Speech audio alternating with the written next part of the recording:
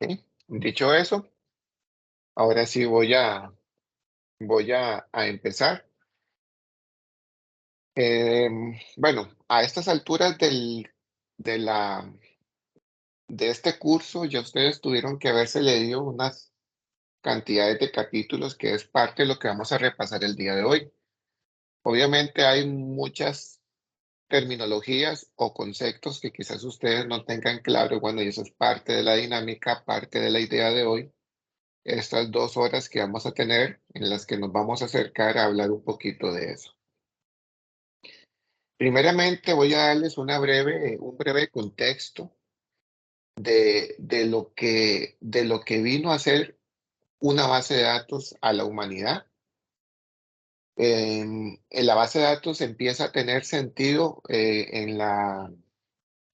por ahí de la Segunda Guerra Mundial, cuando hubo también una revolución industrial fuerte y comenzaron a suceder cosas, ¿verdad? Cosas como se incendiaban las fábricas, eh, alguien renunciaba y se llevaba información valiosa, o mucha de la información se filtraba entre diferentes empresas. Entonces, ¿qué pasaba?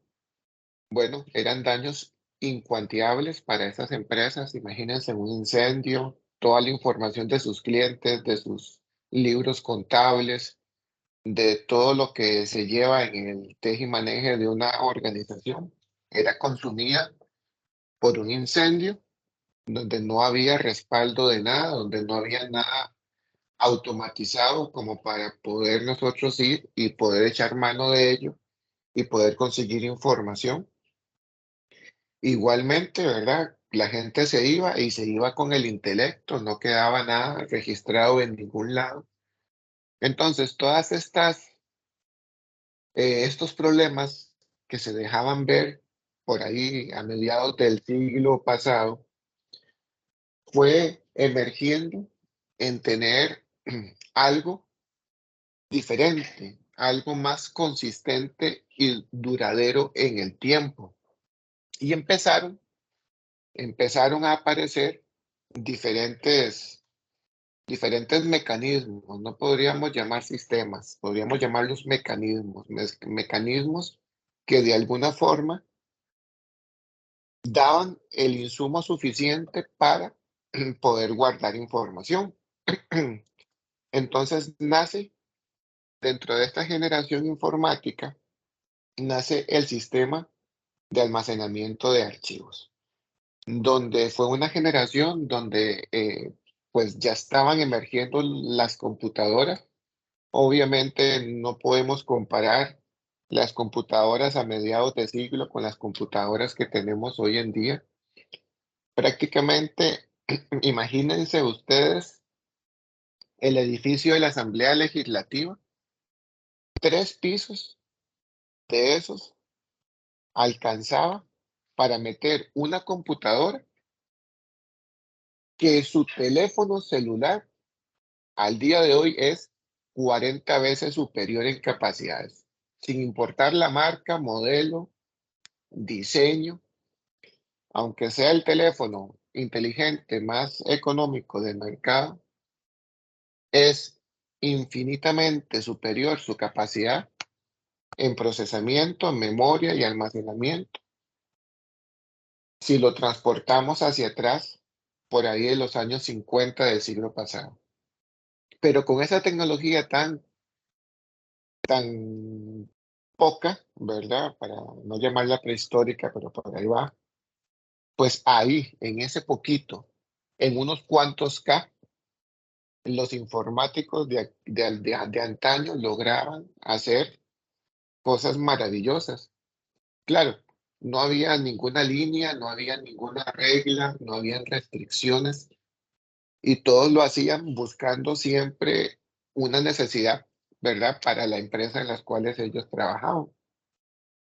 Y empezaron ya a existir diversos sistemas que mediante archivos comenzaron a guardar información valiosa. Entonces, claro, era más fácil apagar quizás un incendio, o era más fácil controlar más bien un incendio en una edificación donde estaba un equipo de esas dimensiones, a una bodega donde estaban posiblemente esos papeles. Entonces comenzaron a ver una serie de beneficios y ventajas. Sin embargo, esto fue emergiendo, fue haciéndose cada día más popular, como hoy en día son populares los dispositivos electrónicos. En aquellos entonces se volvió un commodity para las empresas tener un sistema, tener algo que me permitiera a mí guardar la información de mis clientes, la información de mi empresa, la información de mis libros contables, la información de las planillas, la información del personal. Se volvió algo, como nosotros le decimos, un commodity. Un commodity es una serie de necesidades que son cubiertas por algún mecanismo, por algún equipo, ¿verdad? En este caso podemos citar ejemplos como un teléfono celular, es un commodity, porque prácticamente todos, sin importar la clase social, tienen o han tenido un teléfono celular, sin importar la marca, modelo, precio, tamaño. A eso es lo que nosotros, o yo me refiero como un commodity, algo que casi que toda la humanidad tiene el poder de tener. Así se volvieron los sistemas. Prácticamente todas las empresas, sin importar el tamaño, pues buscaban tener algo, ¿verdad? Y hoy en día ustedes lo ven, ustedes van a la pulpería del chino y tienen ahí un sistemita. Van ahí hasta la pulpería que queda allá en Siquirres, y aunque ustedes no lo crean, también ahí tienen un sistemita. Entonces, así de grande fue que emerge este concepto de bases de datos. Pero bueno, todo este contexto es para decirles que esto fue evolucionando y parte de la evolución es que se crea el concepto que llamamos SGDB, que por sus siglas significa Sistema Gestor de Base de Datos, que lo que hace es prácticamente correlacionar, almacenar y relacionar también la información que se guarda ahí para que sea accedido por diferentes programas. Y no solamente accedido, para que sea escrito, leído, eliminado o modificado por los diversos programas. El concepto ahí lo tienen, está también en su libro de texto y los diferentes usos que se les dan. Prácticamente todos, muchachos y muchachas, cualquier cosa que usted quiera emprender, cualquier negocio que usted quiera hacer, cualquier investigación que usted quiera incursionar, siempre vas a ocupar algo donde guardar información. Y ese algo donde se guarda la información es algo que se llama un gestor de base de datos. Pero hay de diversos sabores, de diversas marcas, de diversos tipos, pero al final es un repositorio, es un lugar. Un repositorio es imagínense ustedes, un baúl donde ustedes van echando cosas, cosas y cosas y cosas y cosas y cosas. Eso es un repositorio de datos que está vinculado completamente a un sistema gestor de base de datos. Y bueno, voy a obviar dónde se usa porque se usa en cualquier tipo de negocio, investigación, circunstancia que la humanidad ocupe, va a ocupar siempre guardar los datos que ahí se mandan. Entonces, aquí está la definición, ¿verdad? Un sistema de bases de datos es esa colección de datos o informaciones que se relacionan unas con otras y que son accedidos por diferentes programas. ¿Y con qué fin? Bueno, para que las personas usuarias, así como nosotros, ustedes, pues tengamos acceso a esa información cuando la queramos, para que la podamos visualizar, para que la podamos modificar, para que la podamos eliminar cuando corresponda o para cuando queramos insertar. Entonces, en esta parte de datos, en esta parte, vea que estoy contando como una historia, ¿verdad? Como un cuento, pero este cuento que parece un cuento, pero no es un cuento, es todo esto está en su libro de texto y todo esto es parte de lo que ustedes tienen que leer y la idea aquí es tratar de entender. Bueno, como hasta el momento he dicho, prácticamente la historia, los usos, la definición de una base de datos, pero tenemos que darle una visibilidad, tenemos que de alguna forma visualizar mentalmente cuáles son, digamos, las cáscaras que tiene un sistema gestor de base de datos. Bueno, esas cáscaras, o llamémosle técnicamente, esos niveles de abstracción que tiene, pues lo dividimos en tres: en nivel físico, en nivel lógico y en nivel de vista. Bueno, ¿qué es el nivel físico? Bueno, el nivel físico es dónde es que verdaderamente están los datos. Hablamos de un sistema gestor de base de datos, pero es un sistema, ¿verdad? Es un conjunto de instrucciones, ¿verdad? Que tienen una secuencia lógica, que siguen una serie de requerimientos que alguien tuvo que haber desarrollado y es el que hace la magia. Pero al final, ¿dónde queda la información que ese gestor de base de datos produce? Bueno, eso es lo que llamamos el nivel físico, ese lugar donde se guarda, donde se almacena verdaderamente los datos. ¿Y ustedes qué creen que es? ¿De verdad es un baúl? No, no es un baúl. Es una arquitectura tecnológica que nosotros llamamos como almacenamiento, que es un conjunto de discos o es un disco donde el sistema gestor de base de datos tiene como su destino para alojar los datos que el mismo sistema va generando. Ustedes me dirán, pero profesor, entonces un disco como el que tengo en la compu, como el que está en un celular. Correcto. Correcto. ¿Ustedes qué creen? Que los contactos y todas esas cosas que ustedes guardan en WhatsApp quedan en la memoria. Jamás. Se vuelve loco el teléfono a pura memoria. Toda esa información que ustedes generan en un teléfono se guarda en una base de datos. Solamente, ¿verdad? Que se ve tan abstracto todo, ¿verdad? Lo ven ustedes tan natural que toda la información que ustedes visualizan en un teléfono, ustedes quizás no les pasa por la mente que eso por debajo tiene un sistema que recolecta esa información que usted escribe o que usted modifica cada vez que va a agregar un contacto o a modificarlo y al final eso queda en ese almacenamiento interno que tiene ese teléfono. Entonces, con esta analogía, definimos ese nivel abstracto.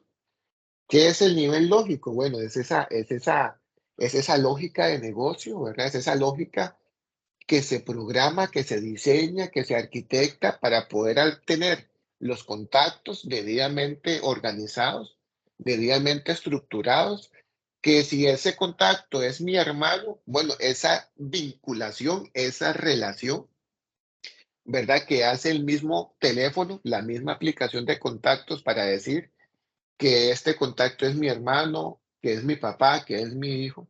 Bueno, ese nivel lógico es en sí ese desarrollo, es esa parte que el sistema le da vida, ¿verdad? A una lógica o a una necesidad que unas personas usuarias pueden tener.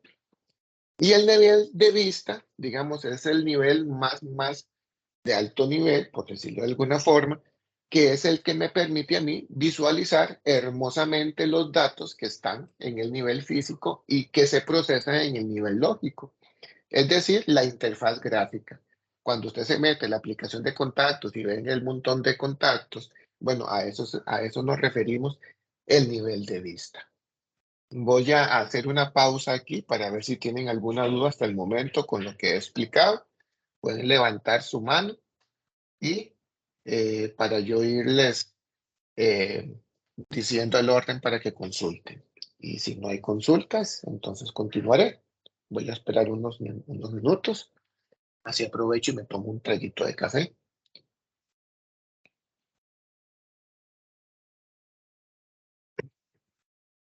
Sé que no hay dudas. Eso me parece bien.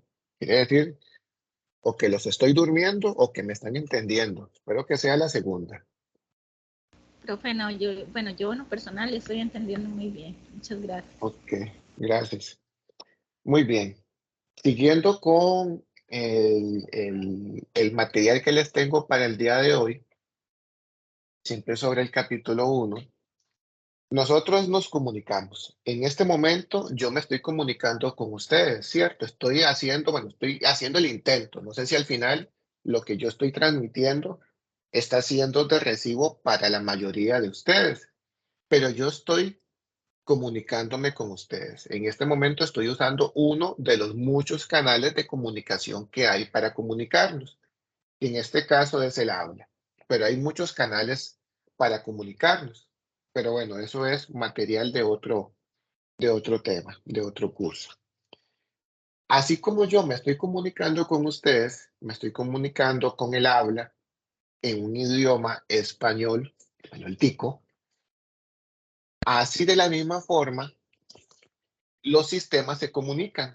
Es decir, los sistemas informáticos, los sistemas de información, los desarrollos, los sistemas gestores de bases de datos, todos tienen una forma para que nosotros nos comuniquemos con él.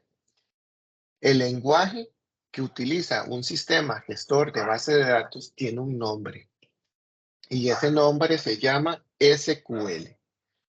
Sin importar qué marca, qué versión, qué sabor, qué precio, lo que ustedes quieran, cualquier sistema gestor de bases de datos utiliza el mismo lenguaje para comunicarse y ese lenguaje se llama SQL, que significa lenguaje estructurado de consultas. Ese lenguaje, ¿verdad? Es el que me va a permitir a mí decirle a un sistema gestor qué es lo que yo quiero que haga. Pero aquí también voy a dar un poquito de contexto. Si ustedes están construyendo algo, o sea, esa construcción no nace de la espontaneidad. Usted sin pensar, sin analizar nada, llegó y construyó o comunicó algo. Usted para construir algo, alguien le tuvo que haber dicho a usted qué construir.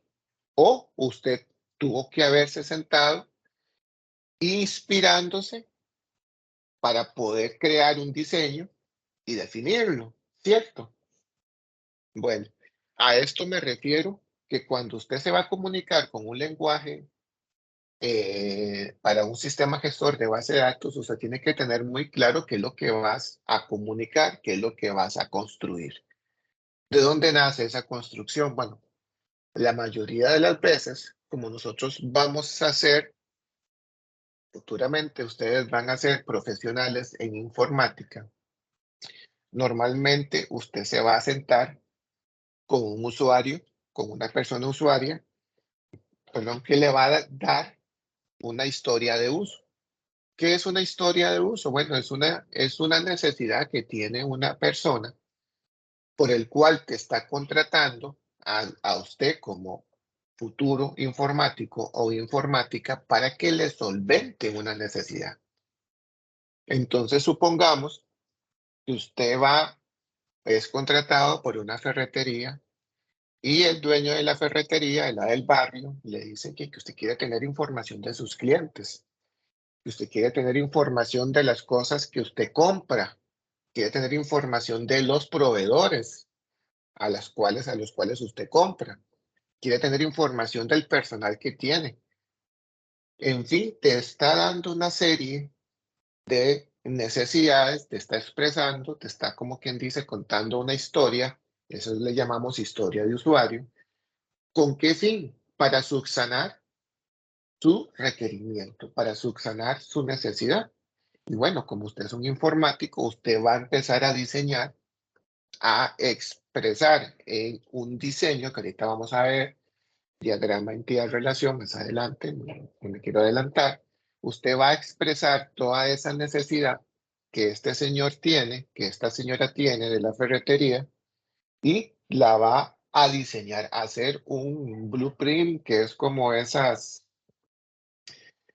planos que hacen los arquitectos antes de construir una casa. que lo hacen en AutoCAD y que pintan ahí los centímetros, los decímetros, cómo va quedando toda la estructura de la casa. Algo similar ustedes tienen que hacer cuando están escuchando a una persona usuaria, cuando les cuente una historia. ¿Ok?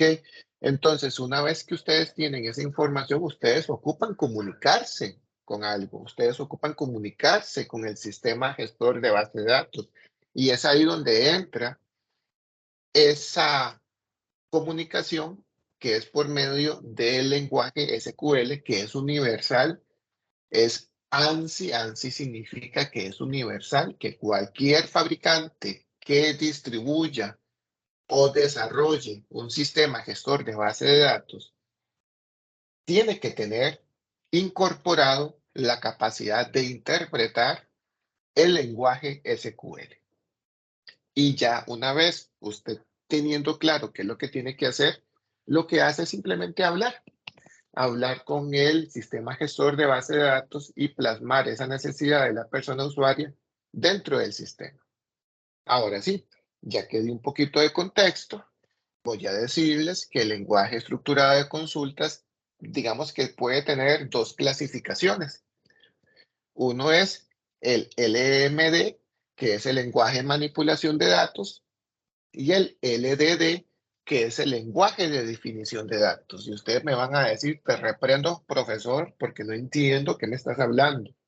Hasta ahora te entendí bien que yo le tengo que hablar al gestor de datos con el SQL, pero ¿cómo que el lenguaje SQL se subdivide en dos? La verdad es que es solo un concepto, ¿verdad? Es solo como una forma de ordenar la forma en como yo le hablo al SQL. Es como cuando nosotros conjugamos un verbo, ¿cierto? Que al final sigue siendo un lenguaje, solo que conjugado al presente, al pasado, al futuro.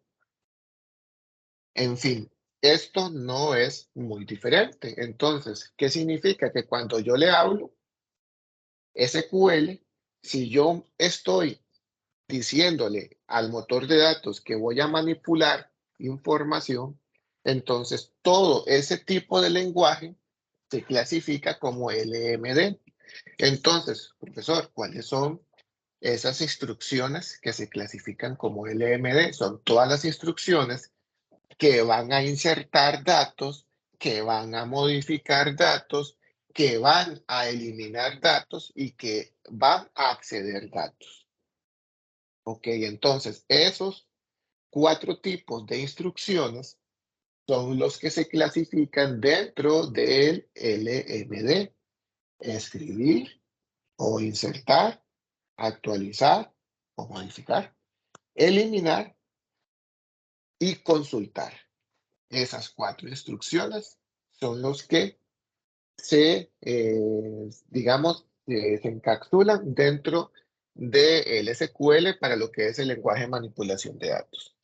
Y el segundo, que es el LDD o el lenguaje de definición de datos, son las instrucciones para crear las cosas dentro de un sistema gestor de base de datos.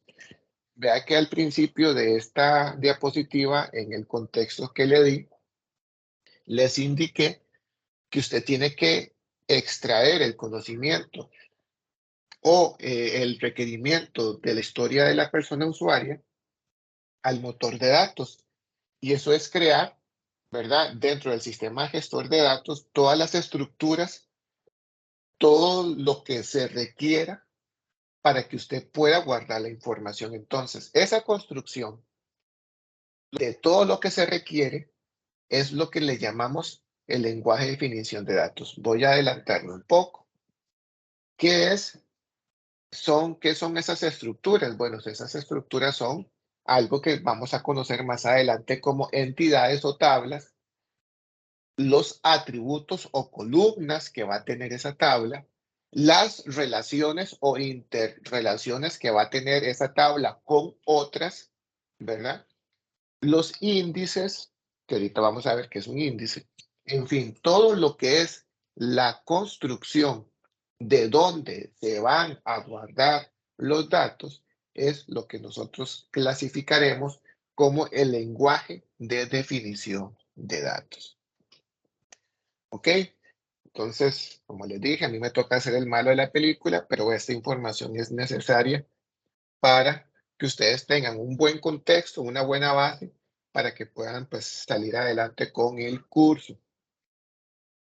Bien, siguiendo un poquito con el capítulo 1, vamos ahora a evolucionar un poco el concepto.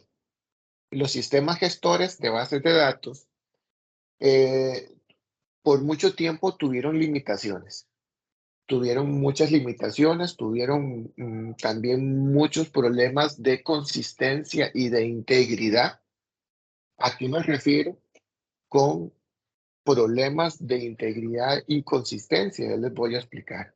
Para darles siempre, a mí me gusta darles siempre un poquito de contexto, porque a veces las diapositivas, así como están, para eso están en el libro, ¿verdad? ¿Y qué sentido tiene?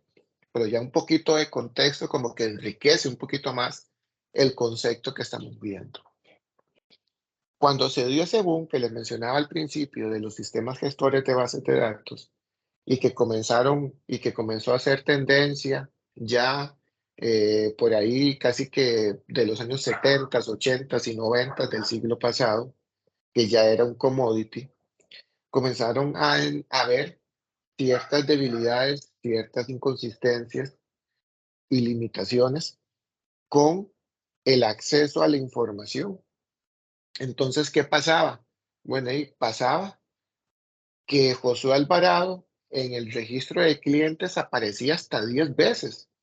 ¿Por qué? Porque alguien lo registró como Josué Alvarado Gamboa, como Orlando Alvarado, como José Orlando, en fin, todas las combinaciones de mi nombre estaban en la base de datos, pero todos hacían referencia a mí. ¿Eso cómo se llama? Redundancia. Comenzaron a ver que había mucha redundancia. Entonces, al final, yo no sé cuál de los 10 Josués, ¿verdad? Fue el que compró, porque pudo haberse confundido con otra persona que se llamara Josué Alvarado y Sí, que buenos no días. era yo.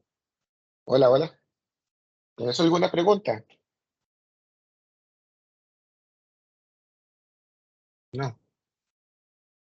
Ok. Entonces, había redundancia. Otra cosa que había también y que pasaba mucho era que si Josué tenía, ¿cómo es que se llama? Un crédito, digamos ahí con la ferretería, ¿verdad? Y alguien llegaba y eliminaba el cliente Josué, y ya el crédito aparecía como, no sé quién es este crédito. Alguien borró al cliente Josué, pero nadie se percató o no estaba programado y la base de datos no lo detenía, ¿verdad? El sistema gestor de base de datos no lo detenía y simplemente el cliente Josué desapareció y ahora la deuda que tenía Josué en ese negocio ya era indeterminada porque se perdió el registro del cliente Josué. A eso le llamamos inconsistencias, ¿cierto? Entonces, habían inconsistencias. Bueno, estoy señalando varios de los problemas que se dieron con el sistema gestor de base de datos. Entonces, por ahí de los 80s, finales de los 70s, un matemático impulsado con esta tendencia de bases de datos creó en un prototipo aritmético completamente el concepto de bases de datos relacionales, ¿verdad? Que lo que hace es simplemente usar las mismas consideraciones de las matemáticas, pero embebidas dentro de la lógica de negocio de un sistema gestor de base de datos, y eso trajo una revolución bastante importante en este concepto de bases de datos porque logró por mucho erradicar todas las inconsistencias, todas las redundancias y todos los problemas que iban o que se estaban de alguna u otra forma presentando en los sistemas gestores de bases de datos que había en esos años. Entonces, ¿qué es lo que viene a hacer? Este sistema gestor de bases de datos, ahora le ponemos una R al final, relacionales, ¿verdad? Que hacen lo mismo, pero lo que hacen es que de alguna forma tienen que relacionar las tablas unas con otras para poder de alguna forma tener un vínculo que me permita a mí lograr una consistencia y evitar completamente la redundancia. Para eso, vamos a ver, creo que en la siguiente tutoría, un concepto llamado formas normales, que lo que hace es cómo usar las bases de datos relacionales, todas las herramientas que me dan las bases de datos relacionales para poder erradicar todos los posibles problemas que se pueden presentar a la hora de guardar la información. Bien, seguido a eso, ¿verdad? Yo, bueno, antes que nada voy a volver a hacer otra pausa para ver si tienen dudas, si tienen alguna pregunta, algún comentario, si vamos bien, ¿verdad? Con las tutorías, si van siguiéndome el hilo. De lo contrario, pues les doy el espacio para que levanten la mano. Ya se me enfrió el café, pero voy a tomarme el último trago que tengo. Profe, yo tenía una consulta. Adelante, Em, Jorge. ¿Verdad que aparte del, bueno, yo lo que estuve leyendo, aparte del LMD y el LDD, estaba también lo que es el lenguaje de consulta, el que utiliza nada Ajá. más el cliente para lo que es consultar a la base de datos, pero que no tiene derecho a ni a modificar ni a agregar, por decirlo así, Sí. información a las bases de datos. Eso, Jorge, digamos que fue absorbido, sí, cuando yo estudié, cuando yo estaba ahí en su posición hace un montón de años, bueno, no sé qué edad tienen ustedes, yo tengo 43 años y hace 23 años salí de la U. Pero sí, hace 24, cuando estaba viendo esto, sí habían tres categorías: el lenguaje de definición, el lenguaje de consulta y el de manipulación. Pero recientemente este de consulta fue absorbido por el LMD, por el lenguaje de manipulación de datos. Entonces, por eso es que lo estructuramos de esa forma. Pero tu apreciación está bien, porque anteriormente los autores hacían esa separación. Pero es meramente, como te digo, como conjugar un verbo, ¿verdad? Al final sigue siendo un SQL. ¿Alguna Ok, otra gracias, consulta más? gracias. Con gusto. Bien, entrando un poco en materia también, y es algo de lo que ustedes tienen que hacer para el proyecto número 1, que es la construcción de una entidad, de un modelo entidad-relación. Es importante saber qué es y es importante saber cómo, qué lo componen, qué lo constituyen, ¿verdad? Yo en este caso, bueno, yo sé que ya muchos de ustedes ya son adultos o adultas, ¿verdad? Pero siempre es bueno imaginar las cosas. ¿Verdad? Es como el primer paso, es tratar de entender lo que alguien me dice, imaginándolo o hacer un mapa mental de lo que me están tratando de explicar. Entonces, eso es lo que voy a tratar de hacer como con este concepto de el diseño o el modelo entidad-relación. Entonces, lo primero es que se imaginen un plano de esos que usan los arquitectos o que usan ahí los maestros de obras, que tienen ahí como un papel y están haciendo como trazas, como cuadros, ángulos ahí y están poniendo una línea que dice tantos metros, en fin, ¿verdad? Imagínense en eso, como si eso mismo fuera un modelo de entidad-relación. Y vamos a ir, imagínense ahí ese plano en blanco, ¿verdad? Y vamos a irle llenando de componentes. El modelo de entidad-relación se compone de objetos que se llaman entidades, ¿verdad? Y las entidades pueden imaginárselo ustedes como un rectángulo, ¿verdad? Que cada rectángulo va a ser algo, o va a ser un sustantivo, o va a ser algo, una necesidad que tiene una persona usuaria. Es el ejemplo que les decía, se acercaron a ustedes a un negocio y el dueño del negocio o la dueña del negocio les dice, es que yo ocupo guardar la información de mis clientes. Ojo, ya ahí dijo una palabra importante, información de sus clientes. Entonces, relacionen ustedes clientes. Ah, ok, cliente es una entidad. Entonces, ustedes hacen el rectángulo y la titulan como cliente a esa entidad. Bueno, y ustedes saben que los clientes, pues, hacen compras, ¿verdad? Porque por algo son clientes. Entonces, para esas compras ustedes hacen una factura, ¿verdad? Entonces, igual, una factura puede ser también otra entidad, otra cajita donde ustedes la van a titular como tal. Y casualmente, como el cliente hace compras y compras, y para hacer la compra se le factura, entonces entre cliente y factura hay una relación. Entonces, píntense mentalmente que hay una línea que de alguna forma vincula esas dos entidades que estoy poniendo de ejemplo. Entonces, un modelo entidad-relación, ya teóricamente, es un conjunto de objetos básicos que llamaremos entidades y esos objetos básicos se van a relacionar unas con otras.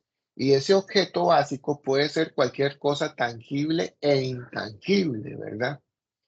¿Cómo que intangible? Sí, pueden haber entidades que no se vean, ¿verdad? Entidades que no se vean, dependiendo del negocio en el que ustedes estén trabajando, ¿verdad? Pueden existir entidades y que simple y sencillamente no se vean. Por ejemplo, vayámonos al negocio de telecomunicaciones. Quiero tener un registro de todas las bandas. Y yo no veo una banda 2.5, 2.6, 2.6.8, 5, 5.5. Al final, son bandas que no veo, pero no deja de ser un objeto, solo que no se ve. Ahora, ¿de qué están compuestos estos objetos o estas entidades? Bueno, están compuestos por atributos. ¿Y qué diantres es un atributo, profesor? No sé, hábleme bien, hábleme que me entienda. Bueno, así como les dije que un objeto básico, una entidad, es cualquier cosa tangible o intangible, es un sustantivo tangible o intangible. Bueno, díganme que no tienen características. Vuelvo al ejemplo, un cliente. Un cliente, ¿qué características puede tener el cliente? Ah, el nombre, los apellidos, la cédula, la dirección de la casa, el teléfono, el correo electrónico. No sé, digamos que quiero tener información hasta de la altura de ese cliente. Todas esas cosas es lo que caracteriza a ese cliente y eso es lo que nosotros llamamos atributos. Sí queda claro, el atributo es lo que consta, ¿verdad? Lo que hace constar en una entidad, es decir, lo que Profe, caracteriza a una entidad. Ahora sí, puedo decir que un atributo es una variable, ¿verdad? Prácticamente. yo no me quiero ir todavía a lo técnico, quiero que me entiendan más Pero a lo conceptual, pero sí, sí, sí, ¿verdad? Ujú. sí, es Sí, una gracias. variable porque yo no sé cuánto va a medir el cliente. Puede ser que mida 1,80 m, puede ser que mida 1,90 m, 1,60 m. Entonces eso lo hace.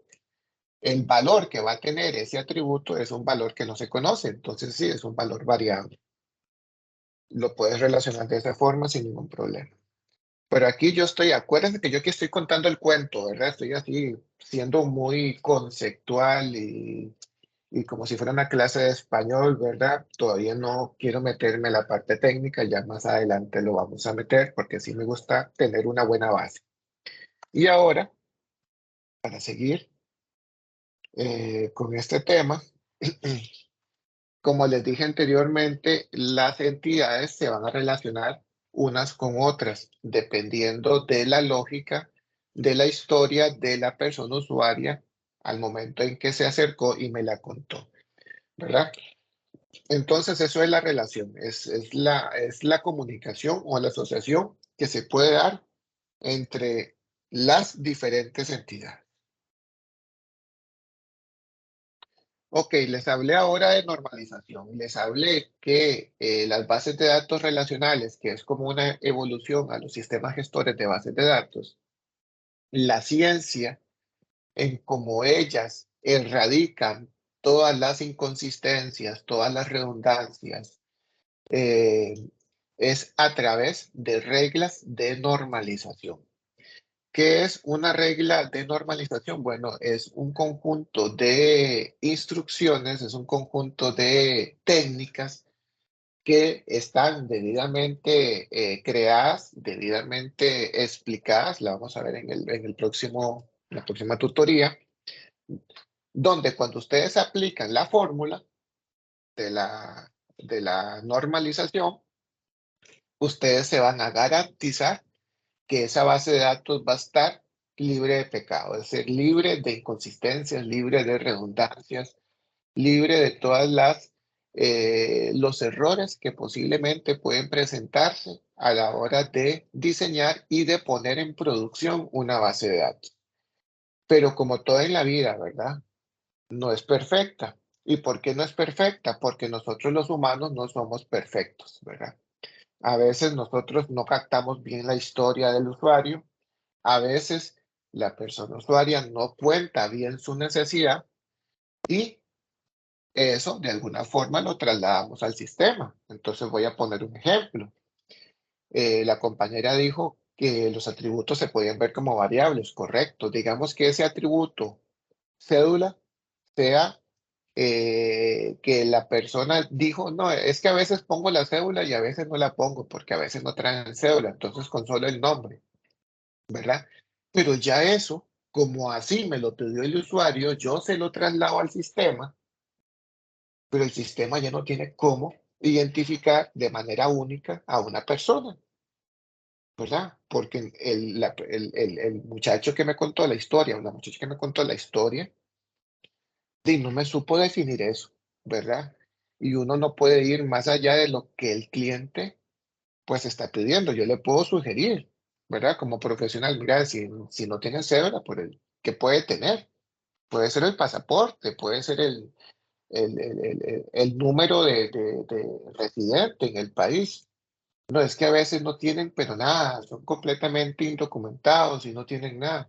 Entonces ahí pues si ya uno no tiene la experiencia, pues y prácticamente se le va a hacer muy complicado a uno, pero bueno, ya uno con experiencia, ustedes saben, bueno, entonces a estos clientes le vamos a generar como un carnet con un número aleatorio y lo vamos a identificar de manera única.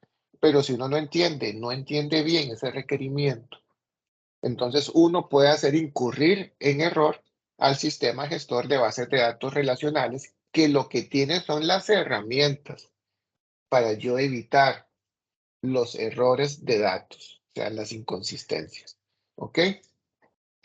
Entonces, vean que el concepto de normalización dice que es la ciencia para almacenar la información en una base de datos sin redundancias y que permiten de alguna manera recuperar y modificar la información con facilidad, sin ningún tipo de errores, sin ningún tipo de inconsistencias, ¿verdad? Entonces, ¿qué es lo que busca la normalización? Bueno, erradicar completamente la redundancia, la repetición de la información y la imposibilidad de lograr representar un determinado dato, que es el caso que les decía, no lograr identificar quién es Josué dentro del sistema de base de datos, ¿verdad? Eso es lo que busca completamente la normalización. Te da las herramientas para hacerlo. Otro concepto que es bastante interesante, que es un concepto que lo van a aplicar ustedes desde el momento que reciban, creo que el primer taller, o no sé cuándo es el taller, que van a recibir con otro profesor. Todas las cosas que ustedes vayan a ver ahí es una transacción. Pero ¿qué es una transacción? Dentro de una base de datos, una transacción es un conjunto de instrucciones SQL que se tienen que aplicar y terminar bajo cualquier circunstancia. Eso es una transacción. Es un conjunto de instrucciones SQL que inicia y que deben determinar sí o sí. Ahora sí, ¿qué instrucciones? Bueno, las que se requieran. Puede ser que voy a insertar, puede ser que luego de insertar voy a consultar, puede ser que después de consultar voy a modificar y puede ser que después de modificar vuelvo a consultar. Esas 4 instrucciones juntas forman una transacción. La ciencia es que así como empieza la transacción, debe de terminar. Y esa terminación me debe de garantizar que sea consistente. Es decir, que cuando yo empiezo algo, la información que yo voy haciendo, que yo voy escribiendo, voy leyendo, se debe de mantener, se debe de cumplir durante el ciclo de vida de esa transacción. ¿Cuál es el ciclo de vida de esa transacción? Las 4 instrucciones que tiene la misma, ¿verdad? En este ejemplo que les acabo de indicar. Entonces, si yo consulté un valor que el cliente es Josué Alvarado y luego le apliqué una factura y luego al sistema de inventario le quité el artículo que Josué compró y al final imprimo la factura, ¿verdad? Que viene con el nombre del artículo que compró y el precio que hizo, ¿verdad? Que ese valor de Josué no cambie en el ciclo de vida de esa transacción. ¿Por qué? Porque él la va a volver a consultar. Entonces, ¿dónde hay una inconsistencia? Mira, el sistema encontró que la cédula X era Josué y que esa cédula X compró tal artículo a tal precio y ahora sí, al puro final imprimo la factura y voy a consultar nuevamente a Josué, pero resultó que ese valor X ya no era Josué, sino era Yasmín. Entonces ahí algo cambió. Entonces, en ese momento, esa transacción se vuelve inconsistente y el sistema gestor me la para y me la termina con un rollback o un deshacer, ¿verdad? Porque algo en el tiempo cambió. Los motores de bases de datos generan seguros para que estas situaciones no no pasen. Es decir, en el momento que Josué en el momento en que el sistema consultó la entidad de clientes, aseguró esa entidad para que ningún otro proceso dentro del sistema lo pueda modificar. Entonces, eso lo hace consistente. Ojo, estoy hablando siempre del concepto de transacción, conjunto de instrucciones SQL que deben de iniciar y terminar bajo cualquier circunstancia.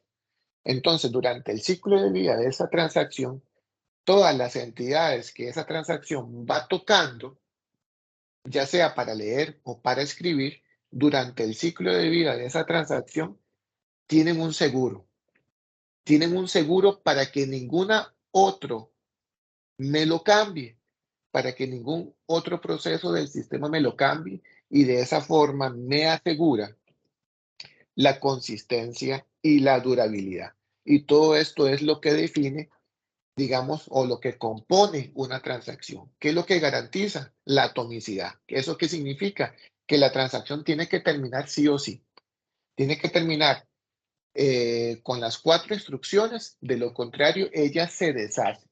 Si por alguna razón en la instrucción 3, en la instrucción falla, por lo que sea, no sé, porque alguien más la tenía bloqueada o porque en ese momento se fue la luz o por la razón que sea, entonces la transacción no se termina completamente, pero llega y deshace todos los cambios que hizo y la lleva a un estado consistente, como si esa transacción nunca se hubiera ejecutado. Pero termina, no queda colgada. Eso es lo importante. Termina y termina con un resultado consistente porque deshace todos los cambios que hizo en la marcha. En el caso de que haya fallado en la instrucción 3 siguiendo el ejemplo. Si, si las instrucciones se completaron exitosamente, una vez que termina, esa transacción ya es durable, ya ahí no se puede devolver. La única forma de devolverse es trayéndole como un respaldo previo a que se hiciera esa transacción, porque su concepto es hacerla durable. Es decir, en el momento que ella termine, exitoso o no exitoso, eso queda consistente y queda durable. Entonces, queda claro el concepto de una transacción y sus componentes, porque este es un tema importante, ¿verdad? Es un concepto importante. Quiero ver si les queda claro el concepto de lo que es transacción.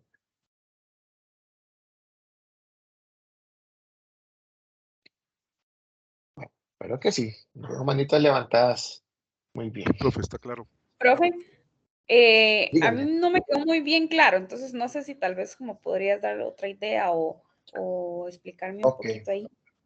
Bien, Elibet, esto, como te dije, la transacción es un conjunto de instrucciones SQL. Ya sabemos qué es SQL, que es el lenguaje como nosotros nos comunicamos a la base de datos y que ese lenguaje está clasificado en dos aristas, el lenguaje de manipulación de datos y el lenguaje de definición de datos. Entonces, estamos creando en una transacción 4 instrucciones. Una que consulta el cliente, una que va y busca el artículo que él está comprando, otra instrucción que va y que crea la factura y otra instrucción que viene y hace un reporte o hace una consulta para mostrar la factura que se está creando. Entonces son 4 instrucciones SQL que estamos ejecutando. Una transacción consta de eso, de instrucciones que se ejecutan en una misma, en un mismo bloque y que deben de terminar sí o sí, ¿verdad? Deben de empezar y deben de terminar sí o sí. No importa cómo termine. Puede terminar que las 4 instrucciones se hicieron exitosamente, ¿verdad? O puede terminar que en la marcha de la ejecución de esas instrucciones, una de ellas falle. Y si falla, las instrucciones que se aplicaron previo se devuelven a su valor anterior. Y en ese momento la transacción termina, dejando el estado consistente y durable. Si la transacción termina, también. ¿Por qué? Porque durante el proceso en que se ejecuta cada instrucción, todas las entidades, que fue lo que vimos filminas atrás, todas las entidades o todas las tablas, el sistema gestor me les pone un seguro, un candadito. Veamos como un candadito. Ese candadito, ¿qué hace? Hace que nadie me modifique las cosas que la transacción está ocupando, acceder o escribir. ¿Para qué? Para lograr esa consistencia. Entonces, si la transacción tocó 3 entidades, esas 3 entidades durante el ciclo de vida de esa transacción, es decir, mientras ejecuta las instrucciones, ¿verdad? Tienen un segurito. Y todo esto que les hablo pasa en fracción de segundo. O sea, no es que dura una vida, es fracción de segundo. Durante ese lapso, el motor de base de datos genera un candadito. Ese candadito provoca que nadie me modifique los datos o que nadie me le haga algo a los datos mientras la transacción se lleva a cabo. Una vez que termine la transacción, sin importar el resultado, ¿verdad? Esos seguros se liberan para que otros procesos puedan seguir y continuar trabajando con el sistema.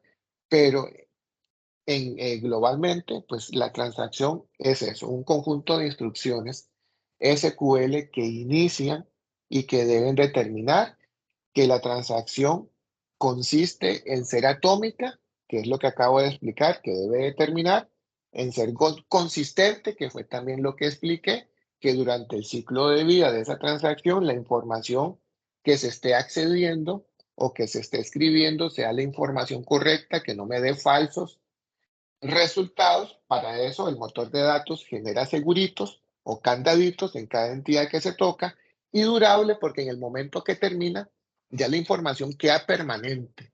No es que después va a cambiar con el tiempo, no, queda permanente, ¿verdad? Ya sea que termine correctamente la transacción o ya sea que se devuelva por algún error. Porque si hay algún error, como les dije, la transacción devuelve el valor que había anteriormente y lo deja en un estado consistente antes de la ejecución de las instrucciones que tiene esa transacción. En el caso de fallo, ¿verdad? En el caso de fallo, si ejecutó la instrucción 1, la instrucción 2, pero falló la instrucción 3, entonces la transacción termina, pero los valores que se modificaron en las dos primeras instrucciones se devuelven a su valor anterior. En ese caso, que la transacción falle.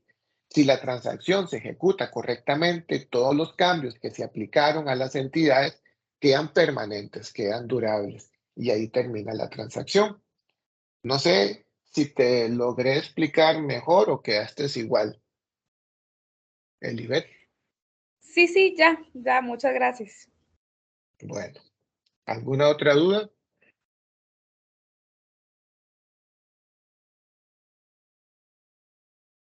Bueno, siguiendo con el capítulo 1 y parte del concepto que tenemos que entender es que hoy en día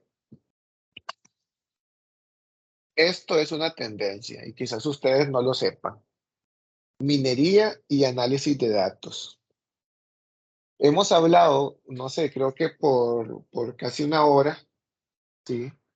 Hemos hablado de que las bases de datos recolectan información, que las almacenan, que se visualizan, que se relacionan, que se trabajan en transacciones, que se guardan la información de los clientes, de los proveedores, de los productos, de las facturas, en fin, ¿verdad? Todo eso que es de valor para la empresa. Pero ¿qué pasa? Pasa que esos datos que ya hoy tenemos en nuestros sistemas gestores de datos tienen también algo enriquecedor, algo que me permite a mí como empresa explotar. A eso le llamamos minar. Es decir, de los datos que ya tengo recabados de mi empresa, de la información de los clientes, de la información que los clientes van poco a poco generando, yo puedo minar y encontrar tesoros. Por ejemplo, puede ser que Elibet sea una cliente frecuente de mi negocio y que cada vez que yo traigo perfumes, Elibet se compra uno. Pero ¿cómo me doy cuenta? Y no, me doy cuenta porque yo estoy minando, ¿verdad? Imagínense, ¿verdad?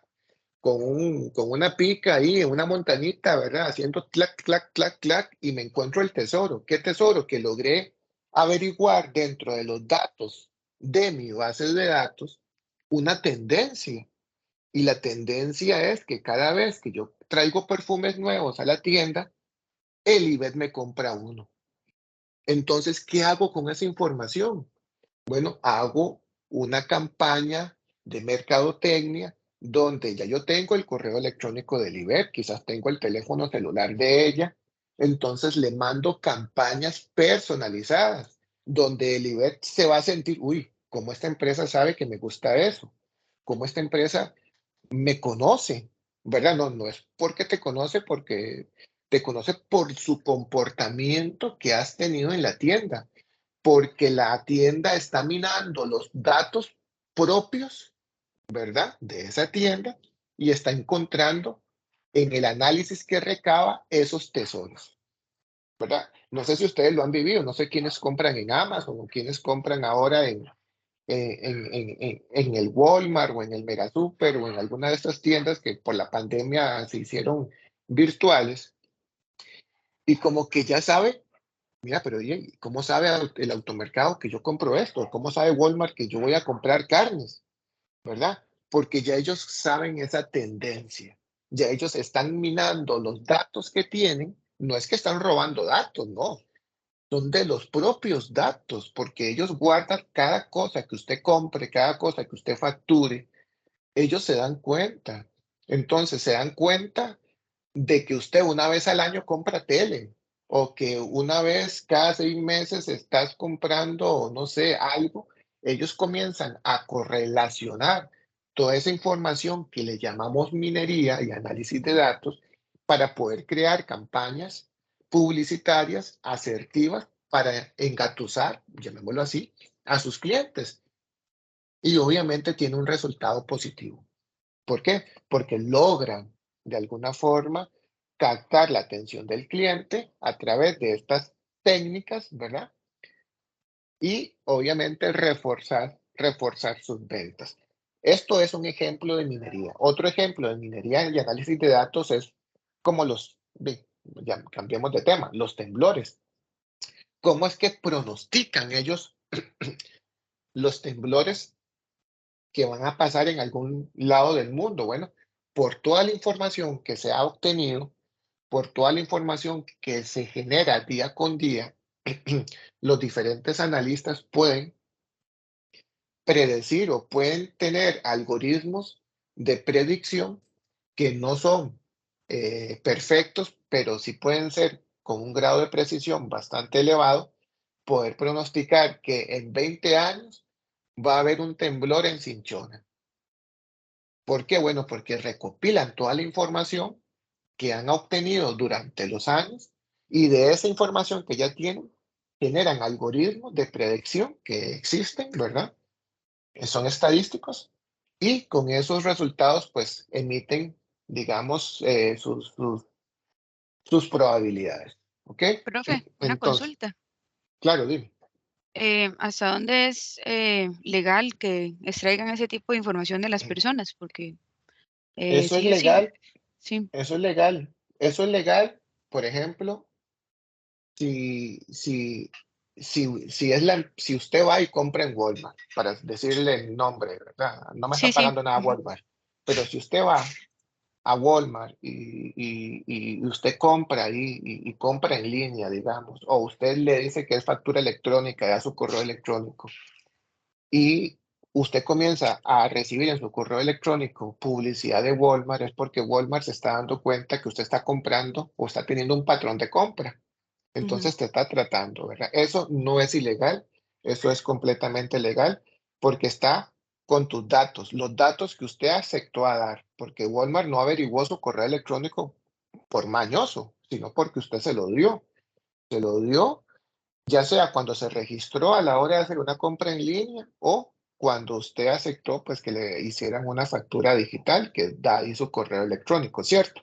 ujú, ¿Qué es lo ilegal? Bueno, lo ilegal es que el banco Tres Patitos te esté mandando publicidad a ti de que ocupas un crédito por 10 millones de colones con una cuota de, no sé, de 100,000 colones por millón. ¿Y ujú, quién es este banco? ¿Cómo supo este banco esta información?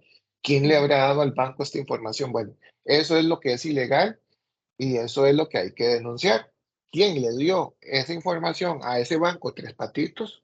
De, no sé, no puedo, o sea, Walmart y muchas empresas, pues cuando te firmas el contrato, usted tiene que leer, lamentablemente hay que leer un poquito, ¿verdad? Donde usted dice, acepto que mis datos sean compartidos con terceros.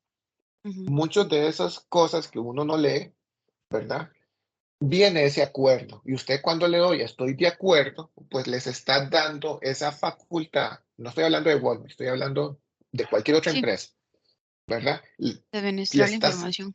exactamente de que esa información que usted está poniendo en su sitio o en ese sitio o en una empresa física, ¿verdad? Cuando te llenan, le hacen llegar un formulario, usted tiene que tener ese cuidado. Ah, no, mira, esta empresa va a compartir mis datos, entonces no. No voy a firmar, no estoy de acuerdo de que estos datos salgan de esta empresa y simple y sencillamente pues no hacer la compra o la hacer diferente. Pero normalmente ahora estas empresas se están cuidando mucho con esto porque los usuarios ya se están percabando, se están dando cuenta de lo valioso que son sus datos y dentro de las políticas internas de muchas empresas ahora están diciendo, ¿verdad? Están poniendo dentro de sus acuerdos que estos datos no van a ser compartidos con ninguna otra empresa más que con el nombre de la empresa donde estás haciendo el acuerdo. Pero sí es importante leerlo, por lo menos buscar, hacer un control F, un control V y buscar ahí acuerdo de confidencialidad, a ver si hay algo que por lo menos te prevenga a la Ujú, hora de aceptar. Pero mucha gente lo que hace es, sí, estoy de acuerdo, va, no lee nada, pum, estoy de acuerdo. Y sí, ya después ya uno no se puede quejar, porque si yo voy, pongamos el ejemplo, y ese ejemplo, calidad de ejemplo, fue Walmart, y yo no leí, y yo le di clic a estoy de acuerdo, y yo luego quiero denunciar a Walmart, Walmart me va a sacar ese pantallazo, me va a sacar en la bitácora, es que usted estuvo de acuerdo, vea aquí en el acuerdo que usted le dio a aceptar, aquí decía que aquí podemos nosotros compartir esta información con terceros. Nada que hacer, ¿verdad? Pero por eso hay que tener cuidado. Pero digamos que esta minería de datos se pensó con el fin de poder explotar la información que mi misma empresa genera para beneficio de mi empresa. Porque yo como empresa, yo quiero seguir captando usuarios, captando ganancias, seguir creciendo, seguir haciéndome más rico, ¿verdad? Económicamente. ¿Y cómo lo logro? Antes era muy difícil, pero cuando se dio este boom de la minería de datos y el análisis de los mismos, comenzaron a encontrar tesoros impresionantes y ahora es una tendencia. Prácticamente todas las empresas hacen minería de datos de sus propios datos, ¿verdad? En su gran mayoría, para poder darles beneficios, ventajas a sus personas usuarias y asimismo ellos ganar y captar más dinero. Empresas como Amazon, como Apple, que son enormes, gigantescas, como Dell, tienen, tienen estas tendencias muy personalizadas. Usted a veces, yo me impresiono cuando entro a Amazon. ¿Cómo Amazon supo que yo iba a buscar una barra de sonidos? ¿Cómo supo Amazon eso? ¿Verdad? Porque posiblemente mi última búsqueda hace como un mes y medio fue una barra de sonidos. Y él guardó esa información y posiblemente su algoritmo predijo que la próxima vez que yo me mete a Amazon iba a buscar o podría buscar barras de sonido. Entonces, cuando me metí a Amazon, en la pantalla principal me aparecieron ahí ciertos modelos de barras de sonido y yo, oh, chica, Amazon. No, y no fue porque Amazon es malo, pues porque Amazon tiene esa tendencia de analizar los datos, ¿verdad? Que sus clientes hacen. No sé si queda claro este término de minería y análisis de datos. Sí, es muy interesante, sí, profe, gracias. Sí, sí, es muy interesante. Esto se explota mucho en bases de datos 2. Creo que ese es un curso de licenciatura que también doy yo. Ahí explotamos más y vemos más tangiblemente cómo minamos los datos. Pero bueno, espero que a futuro los pueda volver a ver en este curso. Yo espero que todos ustedes avancen, sigan adelante, saquen el diplomado, saquen el bachi y los vuelvo a ver en bases de datos 2, Dios mediante un par de años. Bueno, pasando un poquito a la segunda parte de esta tutoría y como que se salta, pero bueno, así va el temario, ¿verdad? Aquí voy a hablar un poquito de algo más físico. Algo más físico y también más de fierros, como me gusta a mí llamarlos. ¿Qué es un fierro? Un servidor. Eso es un fierro, un almacenamiento. Eso es un fierro, es un backend. Eso es un fierro, eso es un tarro, un aparato, una computadora, un hardware, ¿verdad? Entonces, cuando empezamos a ver las bases de datos, era muy normal que los sistemas fueran cerrados. ¿Qué significan sistemas cerrados? ¿Verdad? Sistemas que no permitían que productos de otros fabricantes se conectaran a él. A eso le conocíamos como mainframe, ¿verdad? Que eran sistemas completamente aislados, que la única forma que yo me podía conectar, alguien llamó la palabra cliente, no me acuerdo quién fue, que el único cliente que podía acceder a esa arquitectura, pues era un cliente de esa misma arquitectura, de ese mismo fabricante, y que era imposible con cualquier otro fabricante poder acceder a esa arquitectura, digamos, propietaria o centralizada. Entonces, basado en este concepto, ¿verdad? Era lo que había antes. Antes todo se encapsulaba en una computadora. Imagínense a un muchacho, a una muchacha con un montón de folios, ir a ese edificio de 3 pisos, ¿verdad? Y en una consola de control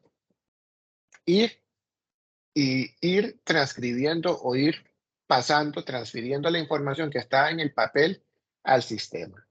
Esa era una arquitectura centralizada.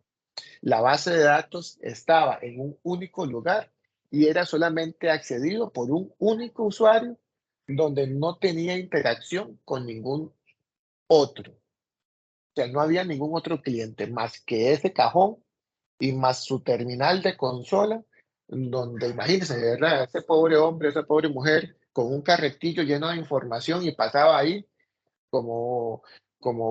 ¿qué? 2 semanas, pum, metiendo toda la información que la empresa iba generando. Así era antes. Así era antes. Y hoy en día todavía hay arquitecturas, no son centralizadas, pero podemos llamarle propietarias, ¿verdad? Eso que les dije yo como mainframe, ¿verdad? Es un marco, ¿verdad? Hay una marca que es IBM, que vende el AS400. Es como yo les digo Toyota Corolla, ¿verdad? Esto se llama IBM AS400.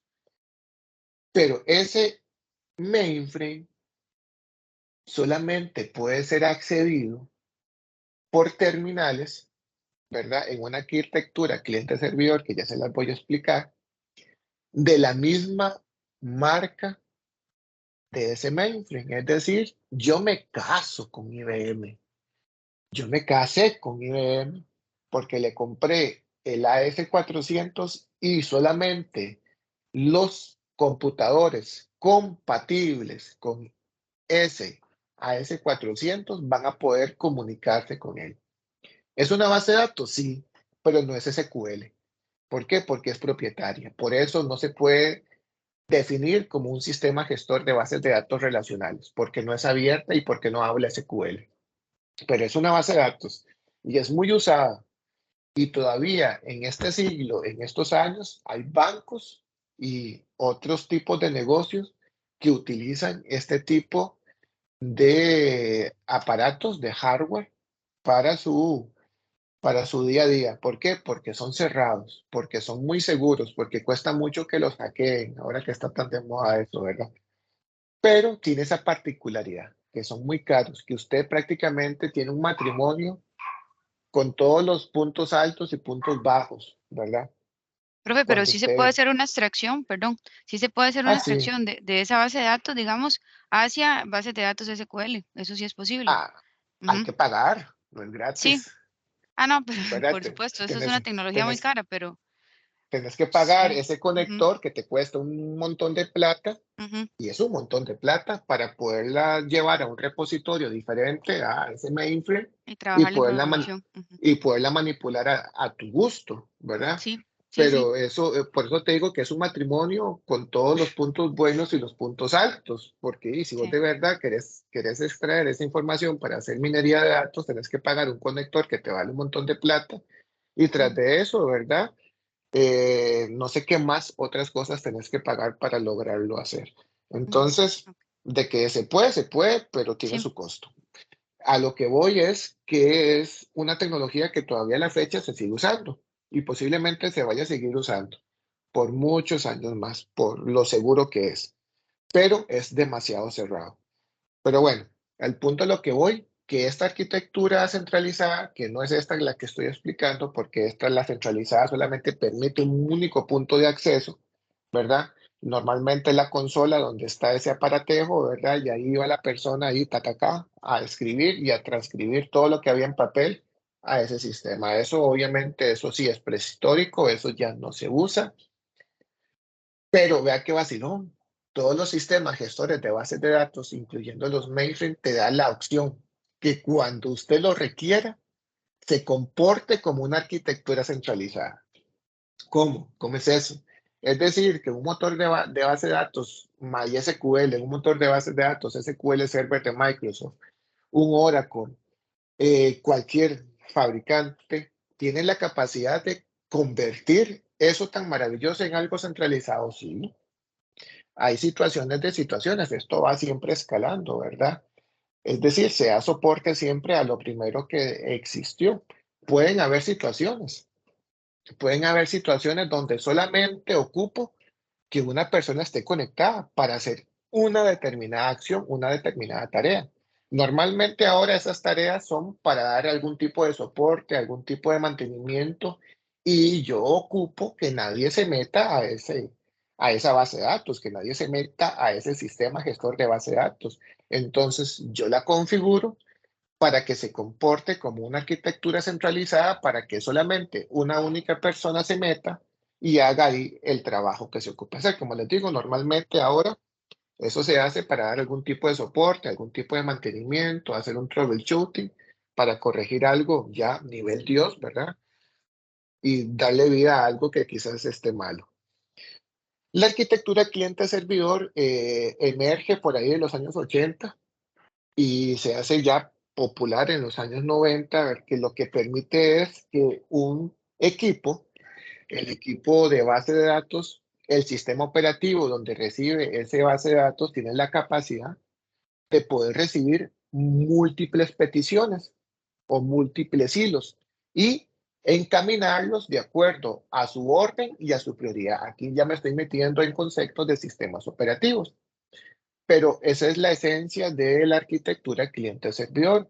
Hay un equipo que está listo esperando peticiones y va resolviendo las peticiones a el cliente quien se las pidió. Obviamente, entre más capacidad tenga el servidor, más rápido se van a encaminar las peticiones. Entre más procesamiento o más procesadores o CPUs o cerebros tenga ese equipo servidor, más rápido se procesan o se atienden las diferentes peticiones que me hacen los usuarios, ¿verdad? Esta arquitectura hoy en día se sigue usando, solo que se ha evolucionado, se ha extendido. Ahora se llama arquitectura multicapas o N capas, ¿verdad? Donde tenemos un backend, que normalmente es el servidor, un middleware, que normalmente es la capa de negocios, una capa de seguridad, que puede ser un WAF, un Web Application Firewall, puede ser también un firewall perimetral de telecomunicación, y la última capa, que posiblemente vaya a ser el frontend o la capa de presentación, que es donde el usuario se conecta para poder manipular el sistema. Dije un montón de cosas, no sé qué me entendieron y qué no, pero lo que quiero decirles es que esta arquitectura cliente-servidor nació así, simple, ¿verdad? Una computadora que es una terminal, y un servidor que está en algún lado, que está recibiendo peticiones de esas terminales y que ese servidor las va a atender de acuerdo a su capacidad. Ahora, las arquitecturas monousuarias, bueno, están muy ligadas a las arquitecturas centralizadas, donde prácticamente una persona es el que accede, ¿verdad? Y no se pueden más peticiones. Las multiusuarias es donde tenemos múltiples concurrencias, mucha concurrencia, y la capacidad que tiene el sistema operativo y el sistema gestor de bases de datos para poder dar cabida a las peticiones que están llegando de los diferentes clientes o de los diferentes usuarios. Eso es lo que hoy en día es lo común, ¿verdad? En todo lado, cualquier cosa que hagamos, pues tiene la capacidad de tener multiusuarios, y como les dije, pues también los sistemas permiten hacer monousuarios para algún tipo de requerimiento específico. ¿Dudas con este tema? ¿Estamos claros?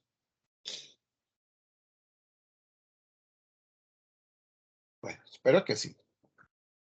Dentro de las arquitecturas de bases de datos tenemos los sistemas en paralelo, ¿verdad? Estos sistemas paralelo pues tienen una particularidad bastante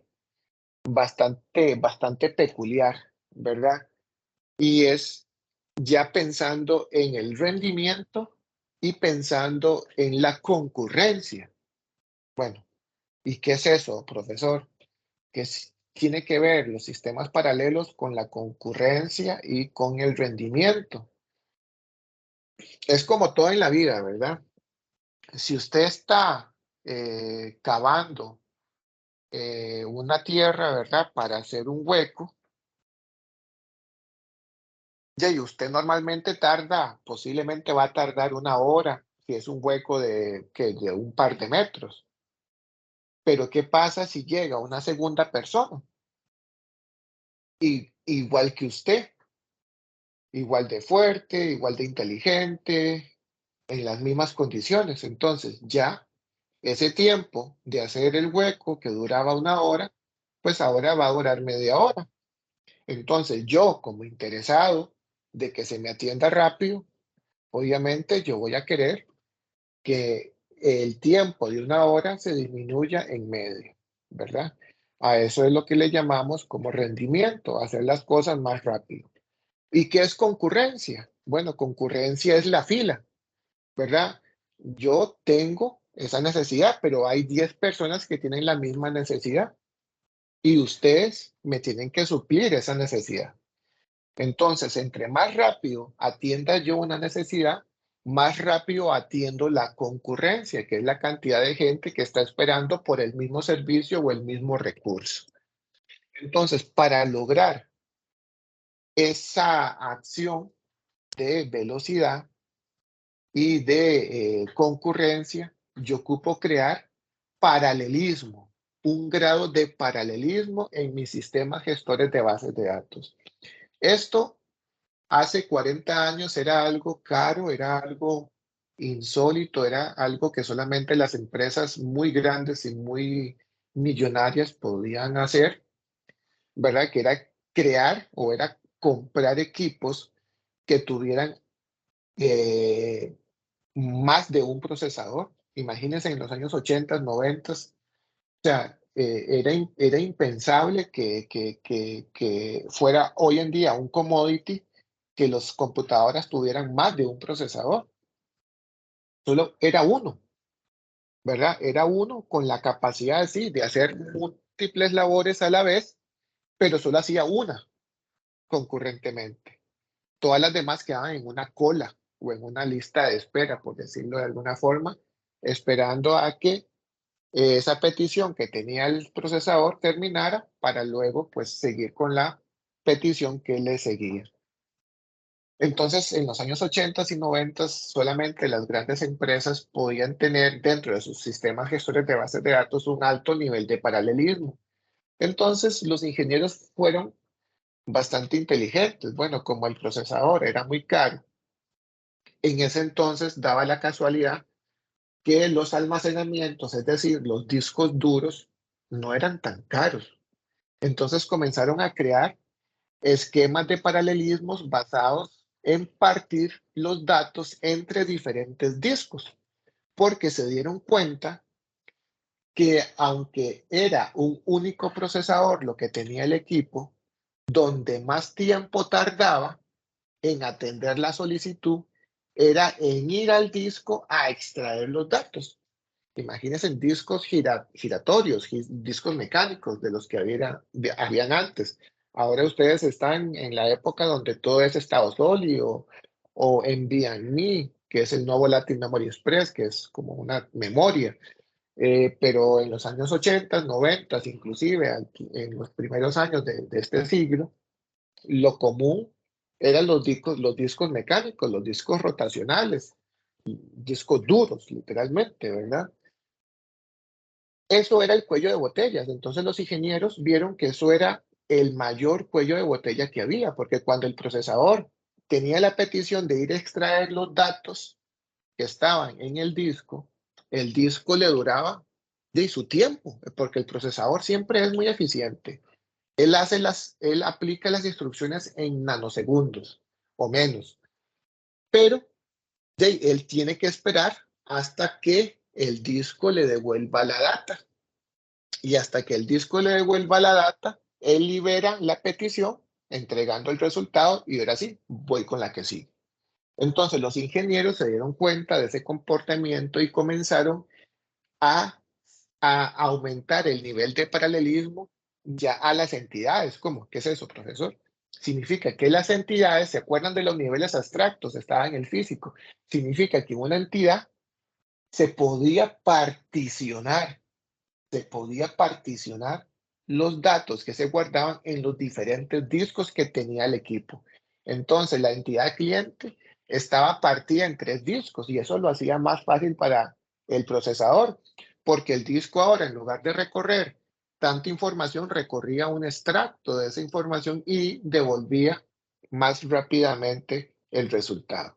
Bueno, todos estos conceptos de antaño todavía hoy en día se vienen aplicando porque cada día más hay datos, aunque tengamos equipos con múltiples procesadores, ahora hay equipos que tienen en su haber 256 cerebros, 256 CPUs o procesadores, pero eso va en línea con la cantidad de datos que están guardando, de que estamos guardando todos nosotros como humanidad, ¿verdad? Hay un millar de datos que tenemos guardados en todos los computadores que existen en este planeta. Entonces, para lograr seguir siendo eficientes y accesibles, pues se siguen usando estas técnicas que lo que hacen es aumentar el nivel de paralelismo, es decir, hacer las cosas más rápidas para poder suplir la concurrencia en el menor tiempo posible. ¿Queda claro este término de paralelismo? Es decir, es la capacidad que tiene el equipo o el servidor donde está el sistema gestor de bases de datos para atender rápidamente las peticiones que le llegan para poder atender igual rápidamente la concurrencia que se va generando. Y la concurrencia es la cantidad de procesos o la cantidad de peticiones que está recibiendo él a la vez y que puede atender a la vez. Cuando un computador tiene un procesador, solo puede atender una petición a la vez.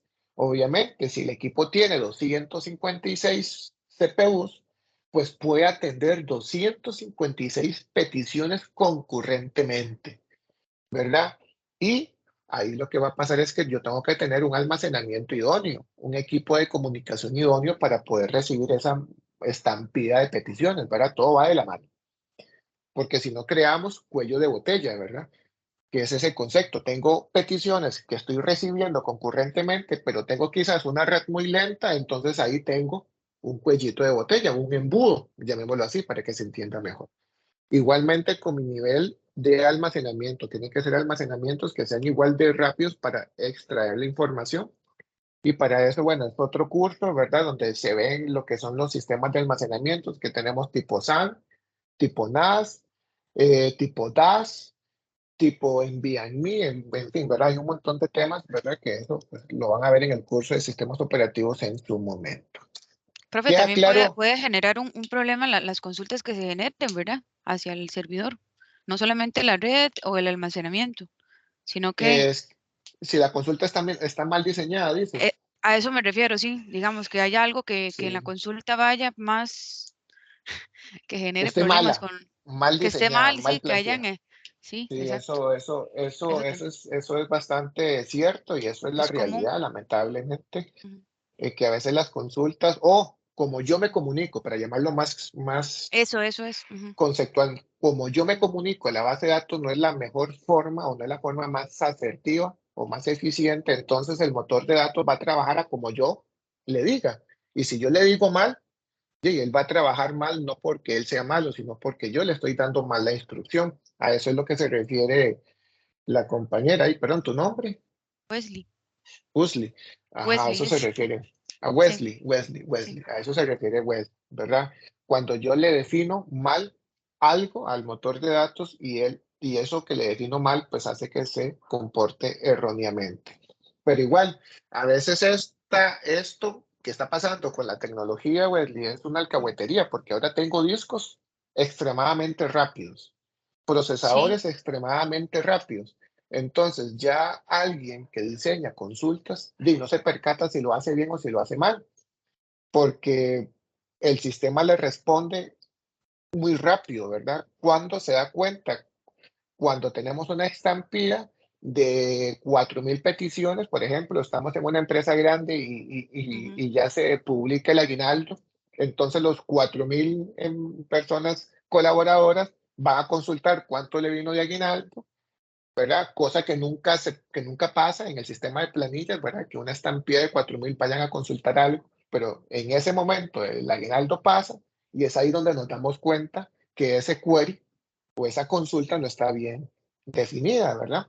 Ujú. Pero, Y hace, mm, y no, sí, y eso es, ándale, dale. y hace que o sea, que se pegue, por más tecnología que haya, más paralelismo que haya en el servidor, sí se experimenta problemas, ¿verdad? Se generan Claro, semáforos en las consultas y etcétera. Bueno, por eso ya es supuesto, otra se cosa, pero genera. sí pasa, sí se da, digamos, Sí que de pasa. verdad sí hay Sí. gente que no sabe consultar, los usuarios, entonces ahí es No, donde los se usuarios generan no tienen la problemas. culpa. El No, usuario no tiene me la refiero al culpa. usuario del servidor, pueden ser Ah, sí, desarrolladores. exactamente. Sí, Es la ujú, persona que más que todo, desarrolla o sí, que confecciona la consulta, ahí es correcto. donde está el asunto, sí. Así es. Entonces, así como le indica Wesley, a veces esas cosas, aunque más tecnología tengamos, pasa, ¿verdad? Y por eso es nuestra responsabilidad explicarles a ustedes cómo diseñar y cómo crear lenguajes eh, eficientes para que ustedes no cometan estos errores. Pero a veces son engañosos porque, como acabamos de ver, son sistemas tan rápidos que en los ambientes donde nosotros desarrollamos y en las simulaciones que en ambientes de testing se aplican, ¿verdad? Pues no tenemos la realidad de la producción. La producción es cuando el sistema ya está ahí trabajando y están accediendo por los usuarios, ¿verdad? A eso me refiero cuando un sistema está en producción. Cuando un sistema está en desarrollo y pasa a la etapa de testing y de calidad, se hacen simulaciones de cómo se puede comportar ante diferentes escenarios. Y a veces, pues esos ambientes no representan la realidad. Se busca que representen la realidad, pero a veces no se alcanza. Y entonces es hasta cuando llegue ese caso que puso Wesley, nos damos cuenta de que algo está mal y no es el servidor y no es la base de datos. Es porque posiblemente en el diseño hizo falta un índice, que después lo vamos a ver en la siguiente tutoría, que quizás se le comunicó mal algo al motor de datos y con unos cambios mínimos, ustedes van a ver milagros, ¿verdad? Ustedes van a ver milagros. Bueno, esto era con paralelismo. Sistemas distribuidos. Los sistemas distribuidos prácticamente lo que viene a hacer es dar algo como una alta disponibilidad. ¿A qué se refiere con alta disponibilidad? Bueno, yo tengo una base de datos que está en un servidor A y la información que, que ese servidor está generando, pues puede ser que lo distribuya en otro servidor similar o igual. ¿Con qué fin? Bueno, con el fin ya sea de distribuir los datos, es decir, que cuando yo consulte, mira, esta información está en este servidor y hago un balanceo de cargas, o bien por alta disponibilidad. ¿En qué sentido? Que se me dañó el servidor A, pero como los datos se están replicando al servidor B, mientras yo reparo el A, el B está ahí listo esperando a recibir peticiones y a darle duro a la producción. A eso se refiere con estos sistemas distribuidos, en esos dos casos de uso, para balanceo de cargas, es decir, yo parto la potencia de las consultas en dos equipos, entonces tengo bastante eficiencia porque no sobrecargo uno ni sobrecargo el otro, ¿verdad? A eso me refiero con sistemas distribuidos para balancear cargas, a como puede ser sistemas distribuidos para alta disponibilidad, que la alta disponibilidad es que si un nodo o si un servidor se me cae por alguna razón, y eso pasa y va a seguir pasando porque son equipos, se puede dañar la tarjeta madre, se puede dañar la fuente de poder, se puede ir la electricidad y no entre la planta o la batería, en fin, pueden pasar mil y una cosas. Entonces, su contingencia o su alta disponibilidad toma todas esas peticiones y la producción sigue como si el otro señorito nada le hubiese pasado. Entonces, a esto se refiere este tema de distribución. No sé si les queda alguna duda con este tema de distribución. ¿Estamos claros, chicos, chicas? Profe, sí, pero ¿verdad que para hacer contingencia tienen que ser servidores espejo?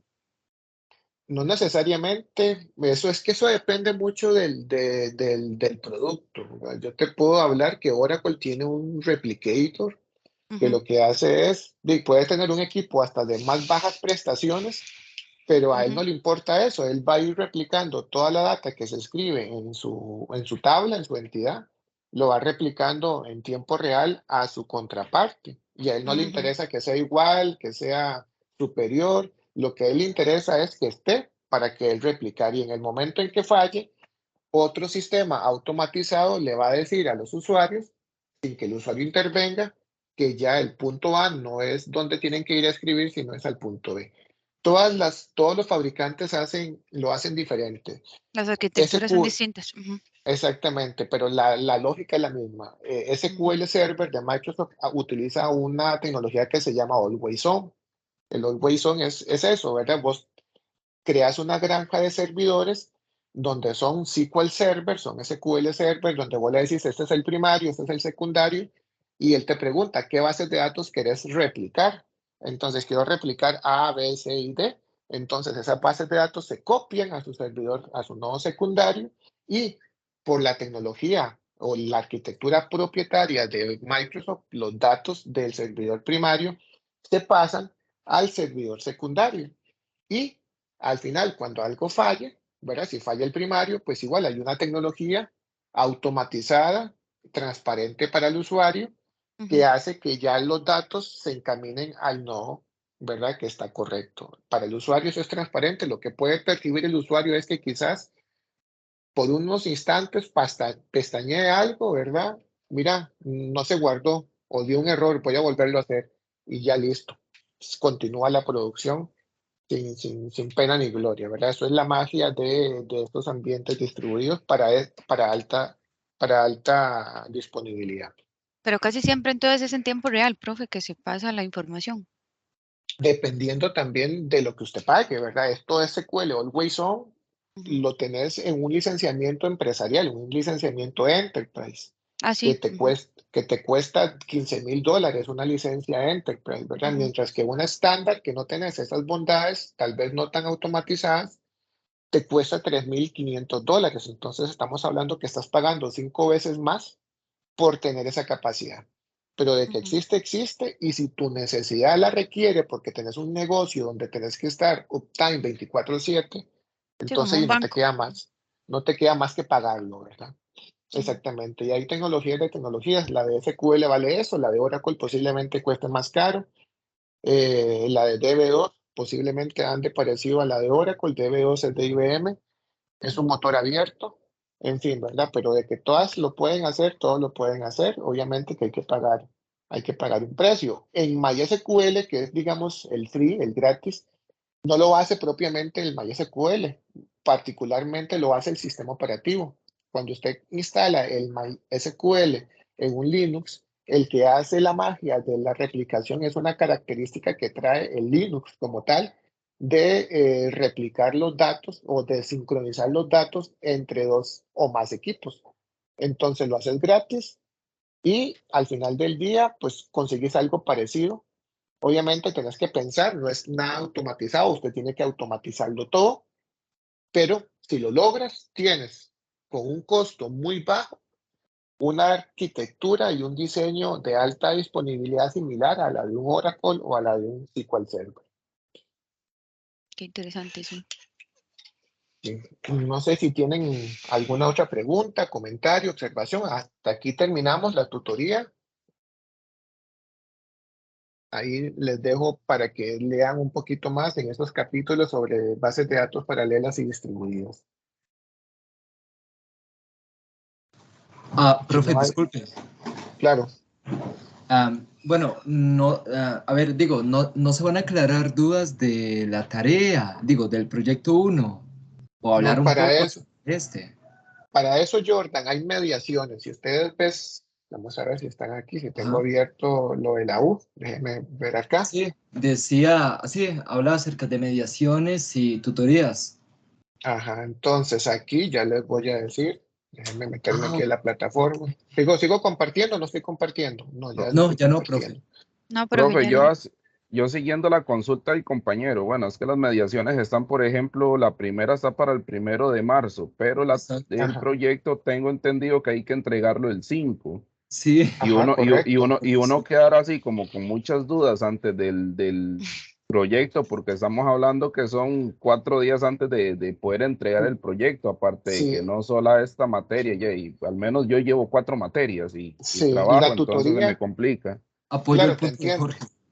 Sí, sí, o sea, yo los entiendo los dos, pero nosotros separamos el curso en tutorías y mediaciones. Sí, yo sé que la mediación se está haciendo quizás con unos 5 o 4 días antes de que termine el proyecto. Bueno, lo importante es que asistan. Y si tienen dudas, para eso estamos nosotros. Nosotros los tutores tenemos la responsabilidad de meternos aquí todos los días a una carambada que se llama foro de consultas. Bueno, voy a aprovechar a ver si no tengo alguna consulta de ustedes, ¿verdad? Y atenderlos ahí. Y si por aquí no se sienten cómodos, ¿verdad? Porque quizás, no sé, me da vergüenza hacer una pregunta, porque después van a pensar que tu pregunta más tonta, bueno, eso es lo más tonto, pensar eso, ¿verdad? Ninguna pregunta es tonta, pero si aún así no se sienten con la confianza de preguntar en el foro de consulta, pues simple y sencillamente me envían un correo aquí al correo interno. Como les digo, yo tengo la responsabilidad para mi grupo de contestarles a ustedes todos los días. Entonces, vayan a la mediación, tomen los apuntes que tengan que tomar, pregunten lo que ocupen preguntar y si aún así algo no les queda claro, ustedes les preguntan a sus respectivos tutores, ya sea por acá, por el foro de consulta o bien por el correo interno. Y nosotros todos los días tenemos la responsabilidad de ir y atenderlos a ustedes, ¿verdad? Para cada una de las consultas. Si no le queda clara mis respuestas, puede volver a replicar y así todas las veces que usted ocupe, siempre y cuando sea, ¿verdad? Algo relacionado al proyecto, a la tarea, ¿verdad? Que se está viendo de momento. Eso es, Jorge y compañero, lo que te puedo decir es el alcance de hoy era pues ver lo que acabamos de ver, ¿verdad? Y ya para el lunes creo que es, no, ¿cuándo es? El 1 de marzo es que tienen ustedes la mediación, ajá, Sí, del además. proyecto. Creo que son los miércoles, sí, sería para el Ah, 1 de marzo. ajá, entonces Profe, pero y igualmente, perdón, Jorge, si ustedes tienen dudas desde ya sobre el proyecto, aquí está, la misma respuesta te doy, ¿verdad? Aquí puedes colgar el hilo o aquí puedes colgar el hilo del tema y nosotros te tenemos que dar respuesta hasta que usted quede satisfecho. Y así un poco extraordinario, profe, ¿no podrías como más o menos aclararme una duda sobre el proyecto por acá? Es que, digamos, yo prefiero más así como el diálogo que la escritura, porque a veces como que no queda muy bien plasmada la pregunta de uno y tampoco la respuesta es la que uno necesita. Dale, entonces, con Entonces, mucho gusto. ¿Qué será la eh, pregunta? es que vieras que yo el trabajo no comprendo muy bien qué es lo que hay que hacer, porque él indica que hay que hacer como un esquema de lo que sería la base de datos para una empresa, pero veo que también menciona algo como de utilizar la aplicación, me parece, no estoy muy seguro, no me acuerdo exactamente ahorita. Pero sí, Sí, digamos, sí, sí, exacto. la tarea hay que hacerla es en la aplicación, ya sea en el Workbench, hacer digamos, todo el trabajo ahí y enviar el archivo, ¿no? Bueno, es que ni siquiera sabría decirte qué es lo que hay que enviar porque no O comprendo. nada más enviar el script. No sé O, si No, eso es Jorge a no, lo que pero es se... que, perdón ahí ahí Dale, vamos dale. a ver, ahí en las instrucciones de la tarea indica qué Ujú, es lo que se debe hacer y viene bien cómo, vamos a ver, también hay una parte donde dice cómo presentar los proyectos. Entonces, el proyecto hay que presentarlo en un PDF y el Ujú, PDF tiene que tener portada, introducción, etcétera. Ahí viene como en el mismo documento, creo que es en la orientación académica, no recuerdo dónde lo leí, pero en uno de los documentos viene cómo presentar el proyecto. Aparte del PDF, hay que sumarle el script con el nombre y ujú. apellido suyo para que el profesor, el tutor, pueda ejecutarlo y pueda ver, o por lo menos ejecutarlo. Me imagino que lo que van a hacer es revisarlo, porque lo que se hace es un esquema de entidad de relación.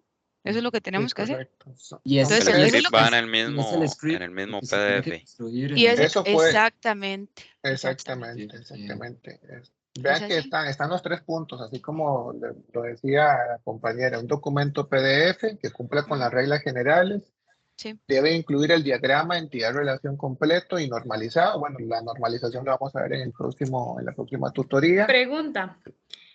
Hola. Ese proyecto, digamos, en MySQL, hay que enviarlo en esa plataforma, digamos, en ese programa, por decirlo así.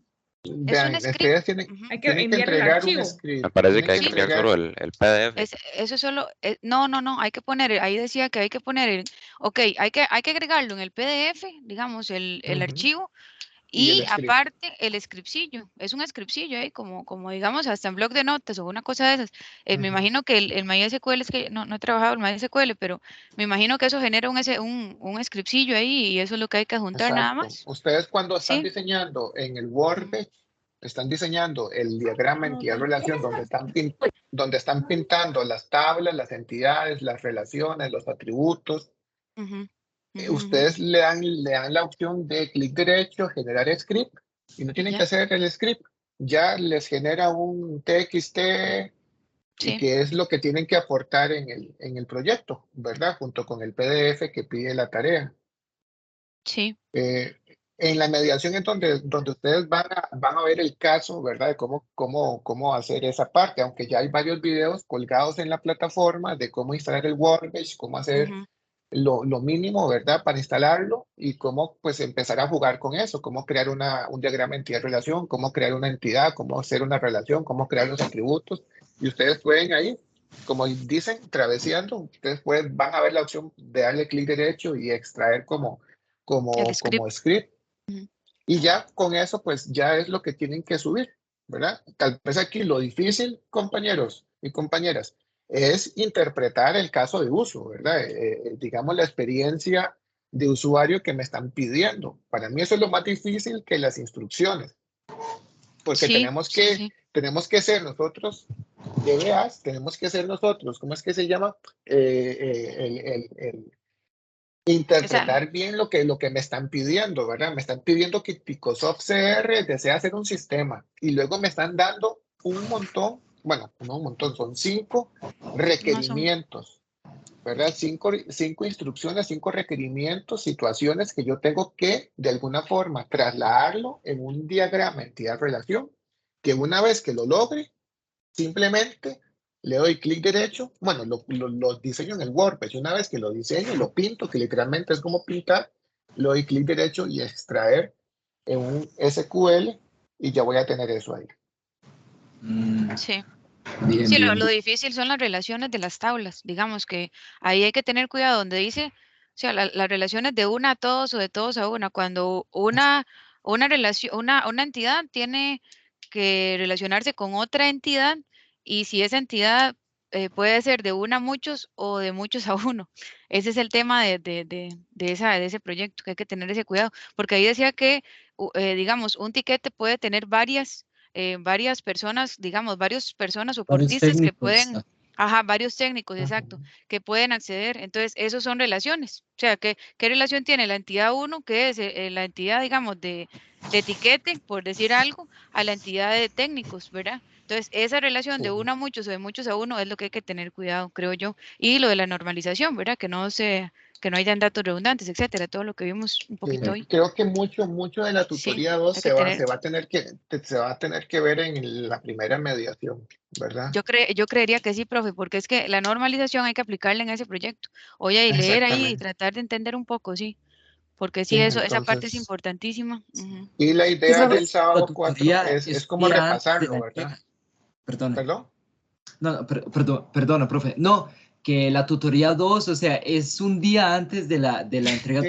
Sí, exacto, eso es lo que iba a decir Entonces, yo, que Sí, está Sí, un día antes. sí, no, entonces, pero por eso es que entonces se va a por quedar eso es igual. que por eso es que el 1 de marzo se va a ver mucho de la tutoría 2 ese día, el 1 de marzo, que es el día de la mediación. sí.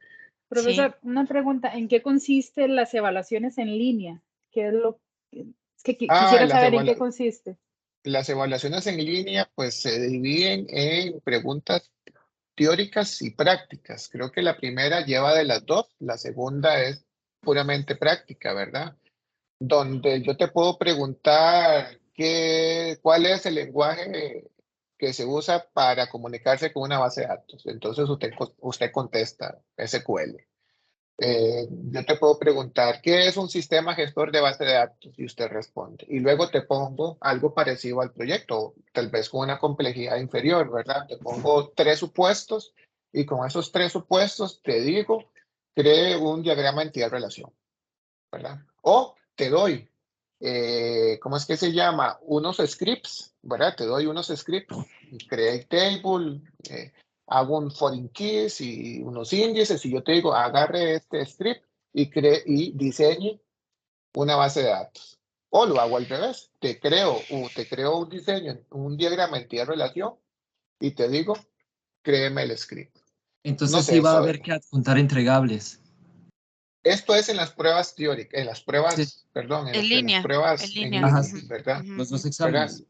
En los exámenes, Sí, correcto. son como Ahí, exámenes. pues, son exámenes que pueden ser teóricos prácticos, pero prácticamente es más práctico que teórico, ¿verdad? La Perfecto. idea es poner en práctica sus conceptos, ¿verdad? Y que ustedes lo logren reflejar. Entonces, esos exámenes, bueno, yo todavía no los tengo, van a estar disponibles en su momento para nosotros ir trabajando en el solucionario. Y ustedes pues lo van a tener ahí, ¿verdad? Presentes. Es algo, no es nada nuevo, es todo lo visto, nunca le vamos a poner materia que no hayan visto ustedes.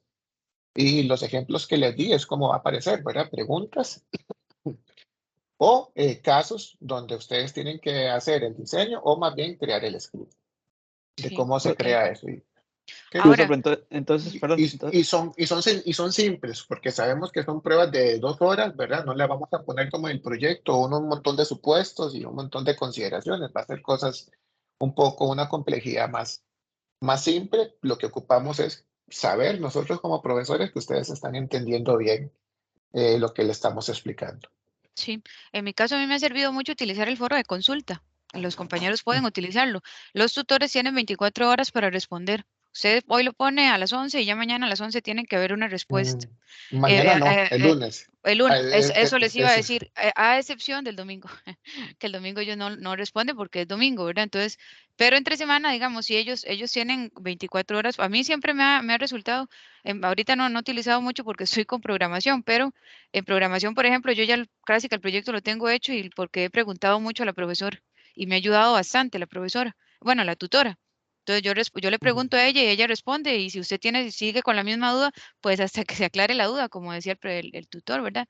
Don Josué, entonces sí es importante de ahí utilizar el foro de consulta, porque si esperan a las tutorías o a las mediaciones o a todo eso, va a ser como muy a distiempo, es lo que decía el compañero, ¿verdad?